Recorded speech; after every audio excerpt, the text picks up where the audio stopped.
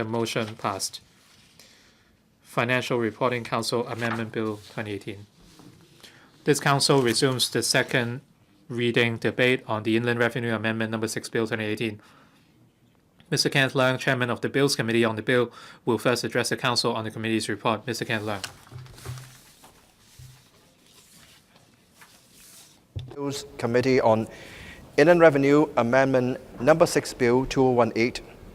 I wish to give a brief account of the work of the Bills Committee. The bill amends the Inland Revenue Cap 112 to provide debt-like tax treatment for loss absorbing capacity (LAC) debt instruments in order to facilitate the implementation of the Financial Institutions Resolution Loss Absorbing Capacity Requirements Banking Sector Rules, the LAC rules, which commenced operation in December 2018. Under the LAC rules, authorized institutions, their holding companies or affiliated operational entities are required to issue LAC debt instruments in order to meet the external or internal LAC requirements prescribed by the rules. Such instruments can be written down or converted into equity to absorb losses of an entity and hence recapitalizing the entity when it becomes non-viable and goes into resolution. While the legal form of LAC debt instruments is debt-like, such instruments have an equity-like loss-absorbing feature. Their hybrid nature raises questions about their tax treatment, in particular whether they are eligible for debt-like tax treatment under IRO. The main objective of the bill is to provide certainty of tax treatment for LAC debt instrument so that they will be eligible for interest expenses deduction for profits tax purposes. The definition of regulatory capital securities under IRO is expanded to include LAC debt instrument so that the transfer of LAC debt instruments will be exempt from stamp duty under the Stamp Duty Ordinance, Cap 117. The Bills Committee has held one meeting to study the bill and received 2 submissions on the bill. Some members of the Bills Committee have expressed concern on whether AIs can utilize various financial arrangements, for instance, through holding LAC debt instruments issued by other AIs, or purchasing LAC debt instruments issued by a subsidiary in the same banking group in order to exploit the proposed profits tax deduction and stamp duty exemption. There are also concerns that an AI which is still viable may be induced by the proposed tax deduction and stamp duty exemption to abuse the use of resolution so as to obtain capital resources. The administration has advised that the LAC rules have prescribed restrictions on the sale and holding of LAC instruments by AIs. In particular, for transactions between a subsidiary and its holding company, that is, back-to-back transactions. For intra-group transactions which involve back-to-back arrangements, the purchaser of internal LAC instruments, that is a holding company, has to meet external LAC requirements of its own. The holding company's holdings of internal LAC instruments issued by the material subsidiary need to be deducted from its resources for meeting its external LAC requirements. If the holding company or the material subsidiary purchases external LAC instruments issued by other banking groups, it has to make a corresponding reduction in its own capital. The reduction in LAC capital prevents holding companies and AIs from artificially increasing their capital through holding of LAC instruments issued by their group companies or other banking groups. The Bills Committee has inquired whether the bill includes anti-avoidance provisions on interest expenses deductions concerning back-to-back transactions and transactions between an AI or a LAC banking entity and its associates. Regarding back-to-back transactions, the administration has explained the rules for interest expenses deduction that will apply if an AI issues internal LAC debt instruments to its holding company. In particular, if the holding company is not chargeable to tax in Hong Kong, the basic rule is that the AI will not be eligible for interest deduction. However, if the holding company's funding for the purchase of the AI's internal LAC debt instruments is from the issuance of external LAC debt instrument or other debt instruments to a third party, interest payable by the AI will be allowable for deduction, but the amount of deduction will be restricted to the sum payable by the holding company to a third party. As regards transactions between an AI or a LAC banking entity and its associates, the administration has advised that anti-avoidance measures are prescribed in Section 17E of IRO, which sets out how profits shall be adjusted if the associates do not deal at arm's length in connection with RCS. The Bills Committee has inquired about the reasons for exempting the transfer of LAC debt instruments from stamp duty. The administration has explained that RCS, consisting of additional Tier 1 capital instruments and Tier 2 capital instruments and other LAC debt instruments, which possess features of both debt and equity, are treated as debts by the international financial community. The bill seeks to amend the definition of RCS in IRO to reflect this international practice. Currently, transfer of RCS covering additional Tier 1 and Tier 2 capital requirements, which are already treated as debt securities, is exempt from stamp duty. The amendment in the bill will extend the stamp duty exemption to all LAC debt instruments. The Bills Committee has no objection to resuming the second reading debate on the bill and will not propose amendments to the bill. 主席閣下，呢一條條例草案其實係一個非常之技術嘅稅務修訂條例啦。咁呢個亦都係即係 The bill is very technical in nature. This is the sixth IR bill in 2018, and it shows our commitment in aligning with international practice. The objective of the bill is to treat some LAC instruments as debt instruments under the loss absorbing capacity requirements, and for certain funds on the entities, they would be treated as revenue and subject to profits tax. As for interest incurred from debts and there are also amendments on the eligibility as a corporate financial center or corporate treasury center, and certain transactions would be exempted from stamp duty. As you know, the trading of debt instruments would enjoy stamp duty exemption. This is an Inland Revenue Amendment Bill for the loss-absorbing debt instruments.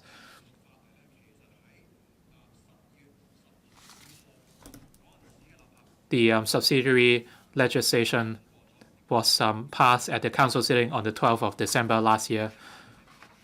It wasn't part of the main legislation, but it was a retrospective motion.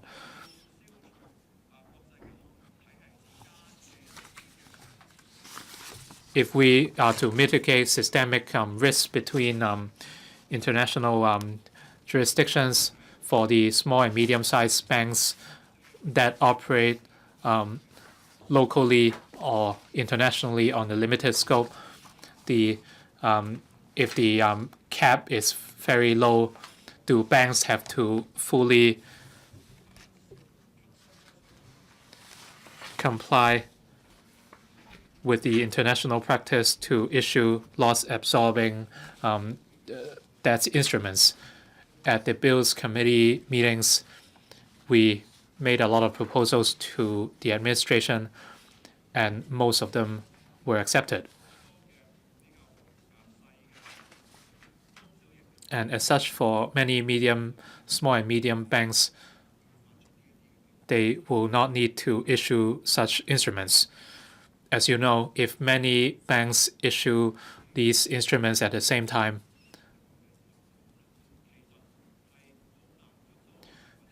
they could not be absorbed by the local or international market. After these instruments are issued, they must be bought by financial institutions outside the banking sector in order to effect the loss absorbing capacity. If they are bought back from banks, there is no risk mitigation or loss absorbing capacity. The subsidiary legislation was discussed at the Bills Committee and passed at the Council. This IR Amendment Bill was consequential to the loss-absorbing debt instruments mentioned in the subsidiary legislation. But I have a more technical question. Some members some members of the Bills Committee and from the trade asked that sometimes banks would issue hybrid products that look like both entities and debts. These instruments might look like debts, but they can be converted into equity if necessary, and the objective is to absorb losses. For these hybrid instruments, the tax treatment has not been very clear in the past. 3 or 4 years ago, there was an Inland Revenue Amendment Bill to offer tax concession on this kind of hybrid instrument. For lag instruments, before the passage of the bill, if banks have issued such lag instruments, according to the IRD, the bill is yet to be passed, and as such, no tax deductions would apply for interest. For such instruments, their nature remains the same before or after passage of the bill. The instruments have not changed. However, after the passage of the bill, the tax treatment would become clearer. But before the passage of the bill, these instruments would still look both like instruments or debts, or equities or debts, and there is no reason to not offer tax deductions. The nature of such instruments would not change with the passage of this bill. The bill simply confirms such status, and they have always have the characteristics of debt securities. A few years ago, we dealt with the capital structure for banks. At the end, the IRD offered a special arrangement for instruments that are both debts and equities. They offered tax deductions. So can the same practice be adopted in the future? Before the bill is passed, can there be special treatment on these instruments? Apart from profit tax deductions, the same issue lies with stamp duty. The Secretary might not be able to deal with this issue today,